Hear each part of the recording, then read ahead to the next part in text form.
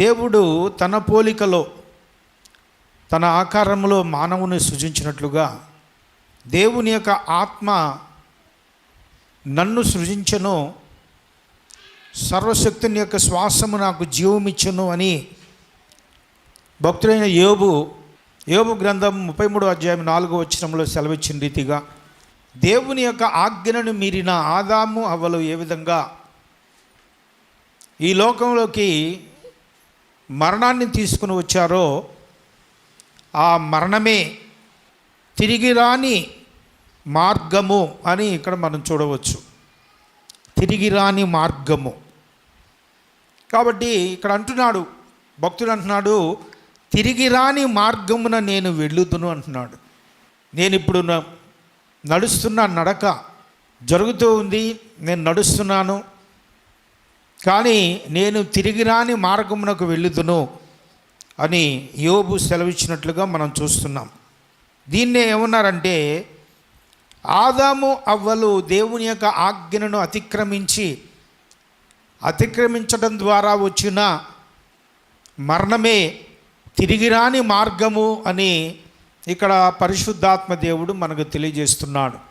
కాబట్టి కొద్ది సంవత్సరములు గతించిన తర్వాత తిరిగి రాని మార్గమున నేను వెళ్ళుచున్నాను అని ఏ విధంగా భక్తుడైనటువంటి యోబు మాట్లాడి ఉన్నాడో, దేవుని బిడ్డలుగా ఉన్నటువంటి మన జీవితాలను కూడా ఒకసారి పరిశీలన చేసుకున్నప్పుడు మనమును తిరిగి రాని మార్గంలోకి నడుచుకుంటూ వెళ్తున్నామన్న విషయాన్ని ప్రభువు జ్ఞాపకం చేస్తున్నాడు.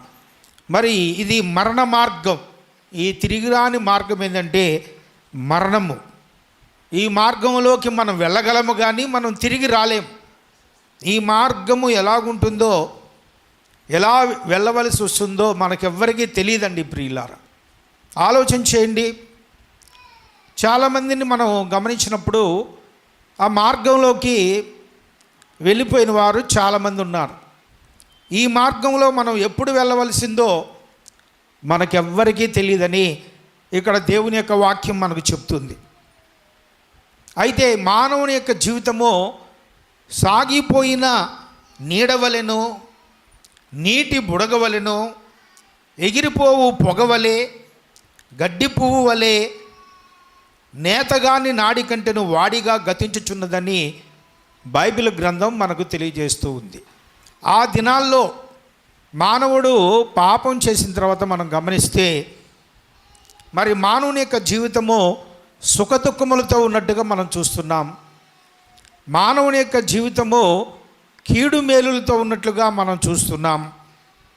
మానవుని యొక్క జీవితము చీకటి వెలుగుల్లో ఉన్నట్టుగా, మరి అలాంటి మానవుడు పాపం వల్ల ఇవన్నీ కూడా తెచ్చుకున్నాడని మనం జ్ఞాపకం చేసుకోవాలి.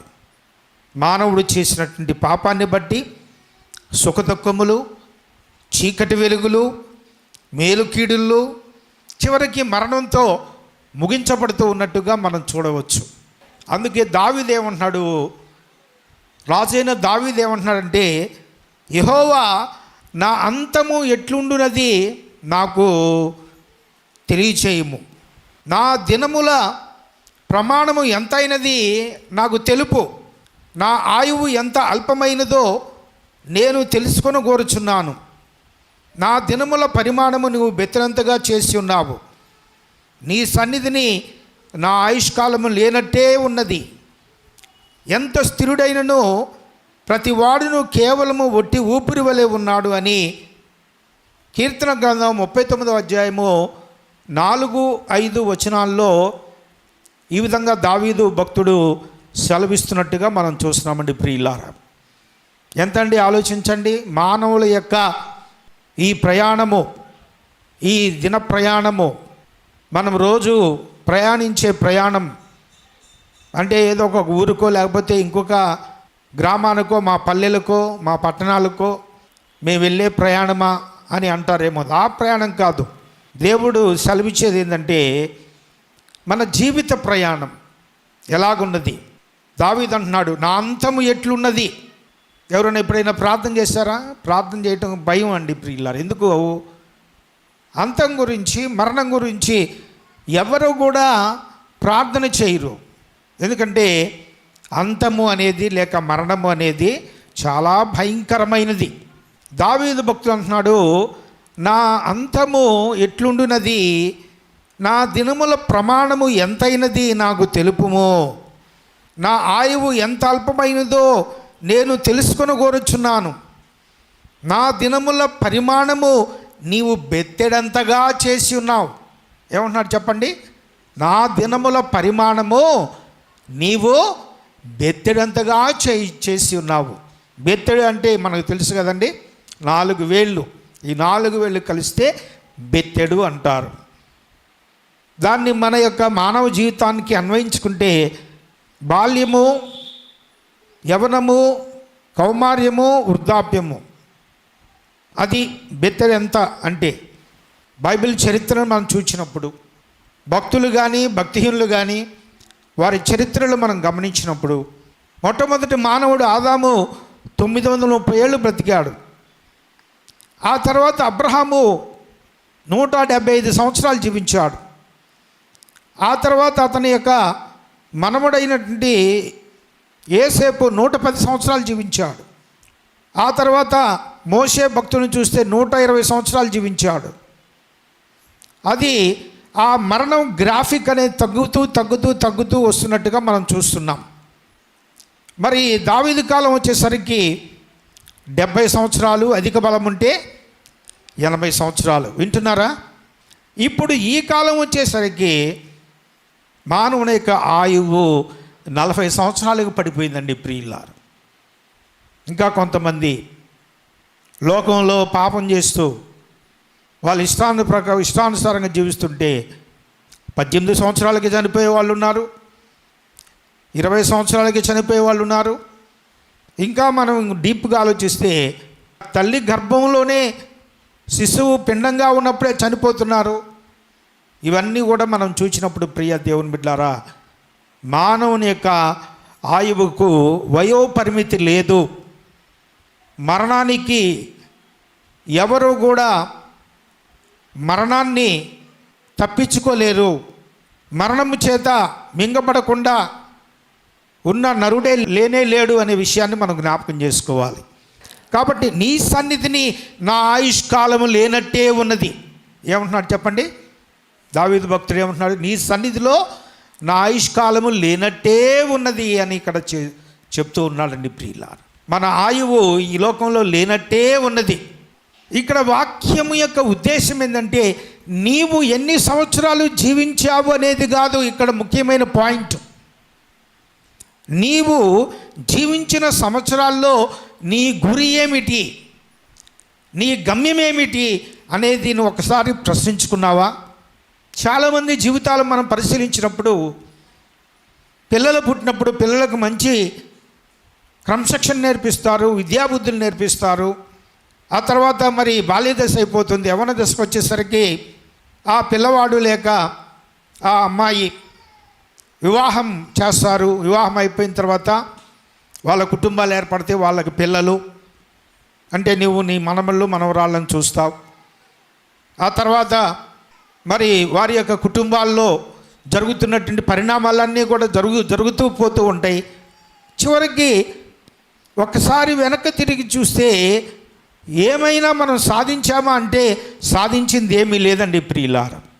ఏదైనా మనము ఒక గురి, ఒక గమ్యం కలిగి ఉన్నామంటే ఏమీ కలిగి ఉండలేకుండా ఉన్నామనే విషయాన్ని ప్రభు ఇక్కడ జ్ఞాపకం చేస్తున్నాడు.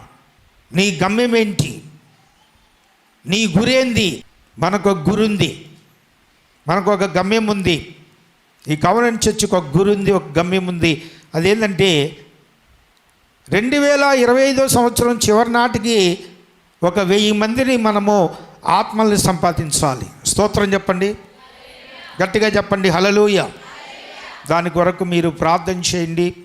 దాని కొరకు మీరు చేయవలసినటువంటి పరిచర్య ధర్మం జరిగించమని ప్రభునామములో మీకు అందరికీ కూడా తెలియజేస్తున్నాను. బ్రతికి ఉండి వారు తాము చతురని ఎరుగుదురు, అయితే చచ్చిన వారు ఏమీ ఎరగరు. వారి పేరు మరవబడి ఉన్నది, వారికి ఏ లాభమును కలగదు. వారిక ప్రేమింపరు, పగపెట్టుకొనరు, అసూయపడరు, సూర్యుని క్రింద జరుగు వాటిలో దేని యందునూ వారికి ఎప్పటికీ వంతు లేదు. ఈ లోకంలో మన యొక్క జీవిత యాత్రను మనం ముగించిన తర్వాత, ఈ లోకంలో మానవులుగా ఉన్నటువంటి మనం మరణించిన తర్వాత మనము ఇంకా చేయవలసింది లోకంలో ఏమీ లేదండి ప్రియులారా. బ్రతికి ఉన్నవారు చనిపోతారని అందరికీ తెలుసు. అయితే చచ్చిన వారు ఏమీ ఎరుగరు. చచ్చిపోయినటువంటి వారిని తీసుకొని వెళ్తూ ఉంటుంటే ఒక పాడి మీదో లేకపోతే ఒక బాక్స్లోనో తీసుకొని వెళ్తూ ఉంటే, ఆహా మేము కూడా చల్లిపోవలసినటువంటి సమయం అనేది ఒకటి వస్తుంది, వీరు ముందు వెళ్ళారు మేము వెనక వెళ్తాం అని ఆలోచించేవారు ఉన్నారు. అయితే చచ్చిన వారిని గురించి మనం ఆలోచిస్తున్నాం, కానీ చచ్చిపోయిన వారు ఏమి ఆలోచిస్తారు? వింటున్నారా? చచ్చిపోయిన వారు ఏమి ఆలోచిస్తారు? ఇంతకుముందు పగలుంటే బ్రతికి ఉన్నప్పుడు పగలు తీర్చుకున్నాం, ద్వేషం ఉంటే ద్వేషం కలిగి ఉన్నాం, ప్రేమ ఉంటే ప్రేమ కలిగి ఉన్నాం, లాభం ఉంటే ఆ లాభం కలిగి ఉన్నాం, అసూయ ఉంటే అసూయ పడ్డాం. అయితే సూర్యుని కింద జరిగే ఏ పనిలోనూ వీరికి వంతు లేదు. వారు మరణించిన తర్వాత ఈ లోకంలో వాళ్ళు ఏమీ చేయలేరు. చాలామంది చనిపోయిన వారి గురించి భయపడతారు. వాళ్ళు నాకేమైనా మరి గాలి పట్టిద్దేమో, ధూళి పట్టిద్దేమో అని భయపడుతూ ఉంటారు. చూడండి ప్రియుల, వాక్యం ఏం చెప్తుందంటే, సాతానుడు చనిపోయిన వారి పేరు పెట్టుకొని నీ దగ్గరకు వచ్చి నిన్ను ఆవరించిద్దేమో కానీ, లేకపోతే నిన్ను భయపెట్టాలని ప్రయత్నం చేస్తుందేమో, కానీ నిజంగా చచ్చిపోయినటువంటి వారికి ఈ లోకంతో పనే లేదు అనే విషయాన్ని జ్ఞాపకం చేస్తున్నాడు.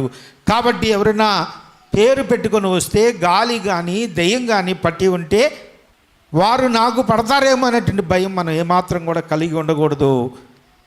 వాక్యం ఏం చెప్తుందంటే, వారికి చనిపోయినటువంటి వారికి భూమి మీద ఏ పని చేయలేరు, ఇక ఏ వంతు పని చేయడానికి ఏ వంతు కూడా లేదనే విషయాన్ని ప్రభు జ్ఞాపకం చేస్తున్నాడు. కాబట్టి మనం నిశ్చింతగా ధైర్యంగా మనం ప్రభు యొక్క సన్నిధిలో ముందుకు వెళ్ళాలని ప్రభు ఈ సమయంలో మాట్లాడుతూ ఉన్నాడు.